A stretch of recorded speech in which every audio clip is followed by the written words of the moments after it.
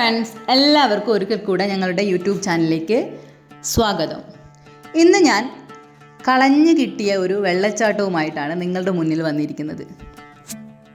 ആവശ്യമായിട്ട് കുമളി വരെ ഒന്ന് പോകേണ്ടി വന്നു. അങ്ങനെ കാറിലിരുന്ന് പാട്ടൊക്കെ കേട്ട് വീഡിയോസൊക്കെ എടുത്തു പോകുമ്പോഴാണ് അപ്രതീക്ഷിതമായിട്ട് ഈ ഒരു വെള്ളച്ചാട്ടം കണ്ണിൽപ്പെട്ടത്. നമ്മൾ എവിടെയും പോകണ്ട, കാറിലിരുന്ന് കൊണ്ട് തന്നെ നമുക്ക് ഈ വെള്ളച്ചാട്ടം ആസ്വദിക്കാൻ കഴിയും.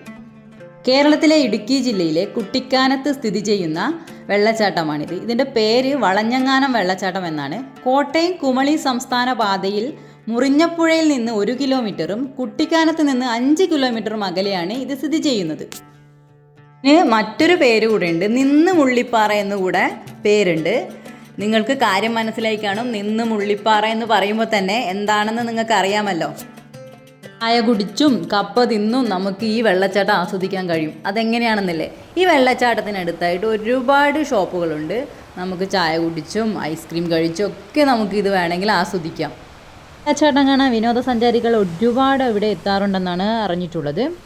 മടുപ്പുളവാക്കുന്ന യാത്രകളിൽ നിർത്താനും വിശ്രമിക്കാനും അനുയോജ്യമായൊരു സ്ഥലം കൂടെയാണ് ഈ വളഞ്ഞങ്ങാനം വെള്ളച്ചാട്ടം.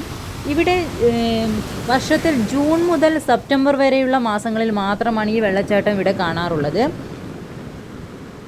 വളഞ്ഞങ്ങാനം വെള്ളച്ചാട്ടം വരെയുള്ള യാത്ര എന്ന് പറയുന്നതും അടിപൊളിയാണ്. കാരണം ചുറ്റും മഞ്ഞ് മൂടി കിടക്കുകയാണ്. ഞങ്ങൾ പോകുമ്പോൾ നല്ല മഴയായിരുന്നു. മഴയൊക്കെ കഴിഞ്ഞപ്പോൾ ചുറ്റും കോടമഞ്ഞ് കൊണ്ട് മൂടിക്കിടക്കുകയാണ്. ശരിക്കും എന്താ പറയുക, നമ്മുടെ ഹൈ റേഞ്ച് യാത്ര എന്നൊക്കെ പറയില്ല, അതുപോലുള്ളൊരു അനുഭവമായിരുന്നു.